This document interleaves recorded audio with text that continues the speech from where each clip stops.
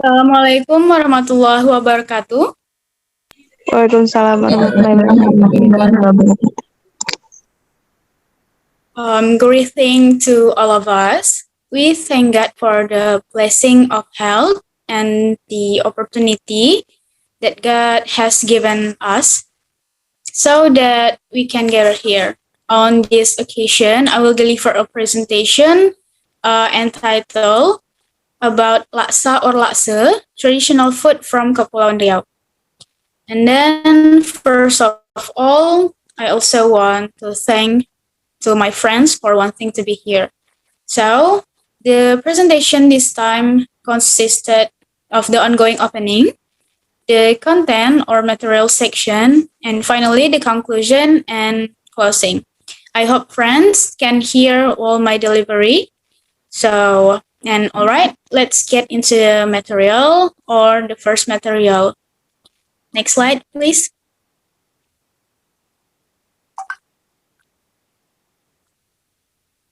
Okay, so this is the table of content of the material about traditional food is laksa. The first one is what is laksa. The second is types of laksa. The third is when is laksa made and eaten. All right, next. So the first is what is laksa. But before we going to the next material, I want to ask you a question, just one question. Have you ever heard about laksa or laksa? Yeah. For me, I have Yes. Anggi. Yes. Yeah. So this is laksa or laksa. This is familiar, right? Yes, Anggi. Yeah. All right. So laksa is a type of soup from Peranakan cuisine that is easily found in several regions in Southeast Asia. Reporting from Atlas Obscura, the laksa dish emerged as a result of cultural exchanges between Chinese traders who had settled in Southeast Asia since the 16th century. They married local people and formed a new community called the Peranakans, like that. Then laksa is a typical Indonesian food that looks like noodles. And then laksa is added with various spices, which are a combination of Chinese and Malay food. One theory says that the word laksa comes from China, namely from the Cantonese lietsa, which means seasoned sand. This is because the laksa is mixed with heavy powder, which has a texture like coarse sand grains. Then this laksa noodle is made from rice flour, rice flour. But in Kepulauan Riau, it is customary to make laksa noodles with sagu flour. All right, next slide, please.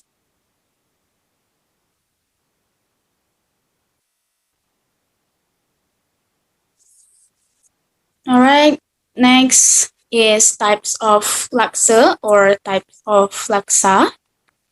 In general, there are 4 variations of laksa, namely laksa kari, the second is laksa siam, and then laksa asam, and the last is laksa Kepulauan Riau.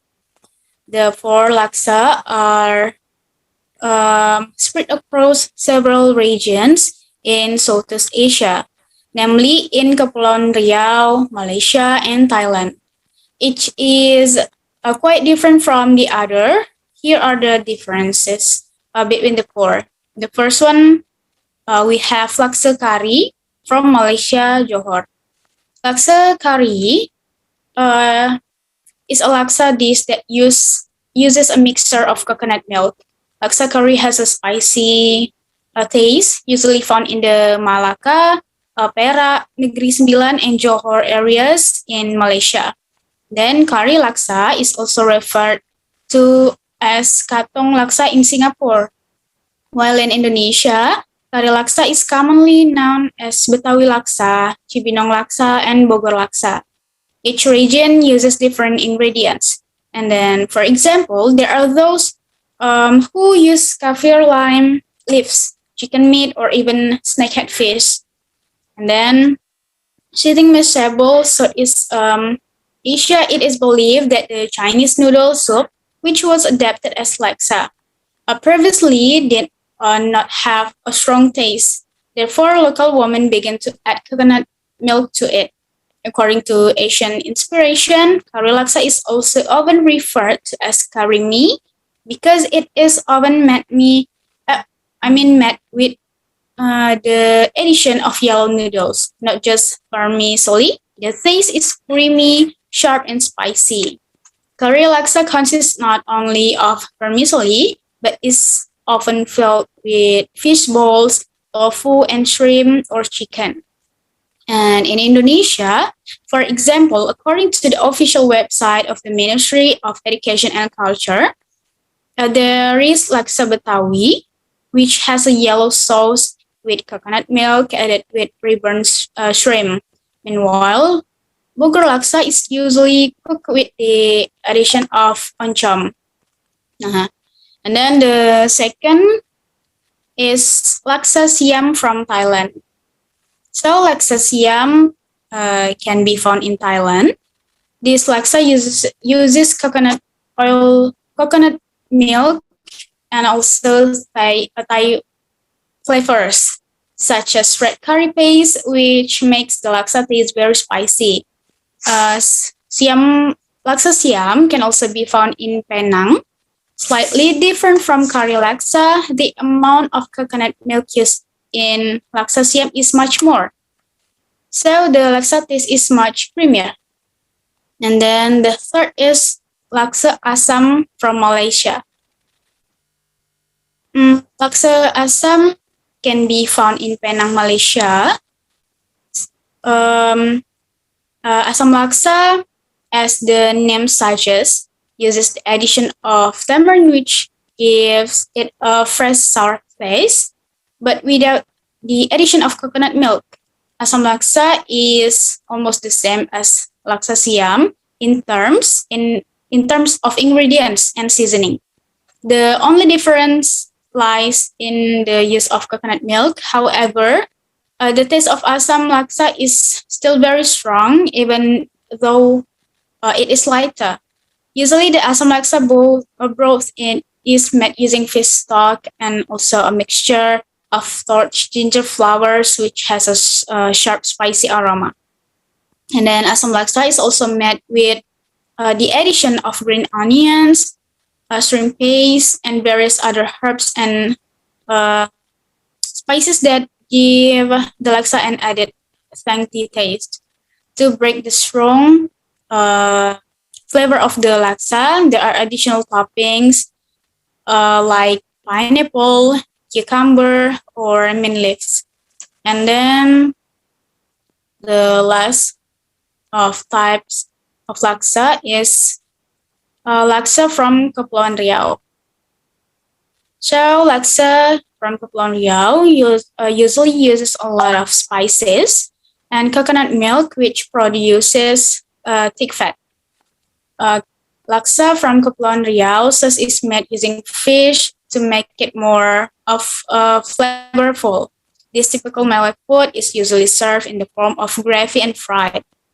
Although it looks simple, but laksa has a delicious, savory, and steady taste. All right. Next slide, please.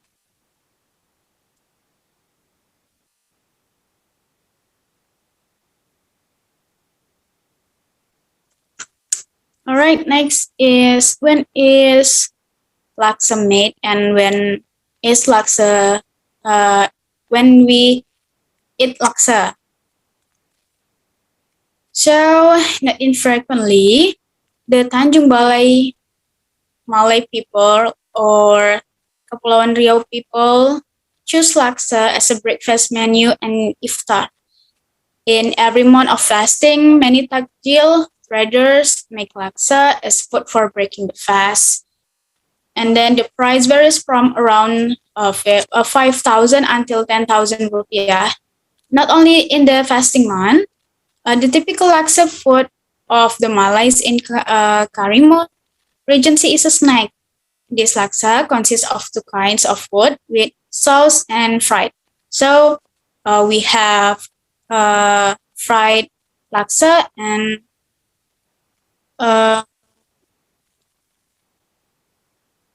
we have laksa fried and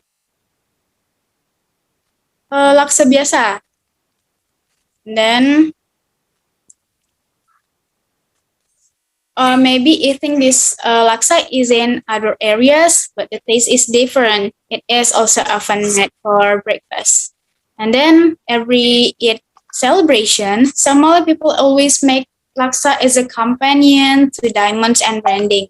Malay people also often make laksa as a dish for people, or we call kenduri. And then in Karimun, eating laksa can be obtained at certain eating places. Not all of them provide laksa because it is difficult to make.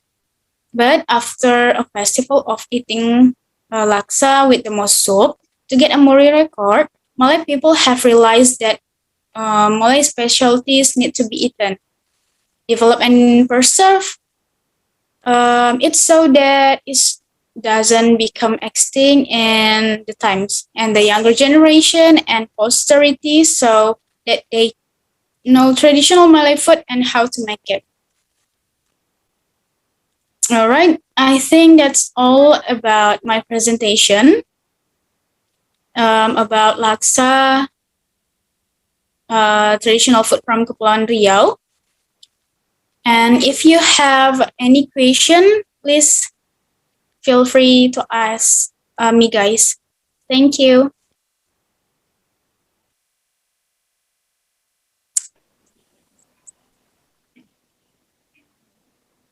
Anggi, I have question for you. Yes, Asi, please. If we look at the types of laksa, every place has differences in the ingredients. Is the main ingredients of laksa the same everywhere? Sago. If so, what is the reason? If not, what is the reason? Kasih, Okay. Anggi. Yep, you're welcome. So, my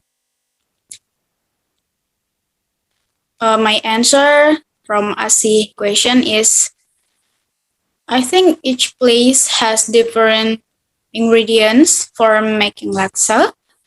And then, as I said before, laksa can be made from rice flour, tepung beras, or sagu flour, tepung sagu.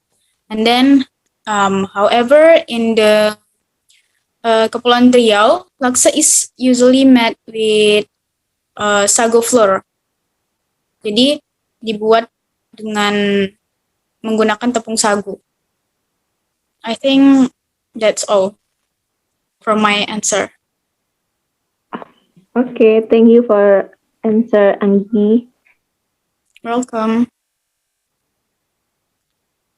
Any question, guys? I want to ask Anggi. Yes, please. What is the characteristic of Indonesia or Riau Island laksa from other countries laksa? Thank you. Okay. So the question is the characteristic laksa from Kepulauan Riau. Okay. So the characteristic laksa from the Kepulauan Riau is that laksa from Kepulauan Riau is made from sago flour or tepung sagu, and then also usually laksa from Kepulauan Riau is made using a lot of coconut milk and uses fish as a complement to the sauce instead of chicken or anything else. I think that's my answer. Thank you. Okay. Okay. All right, guys. Any question?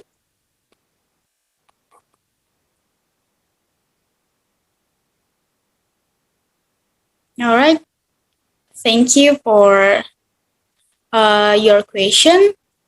And then if you don't have any questions, I will close this presentation. But before I'm close the presentation, I will tell to you the conclusion about today's topic.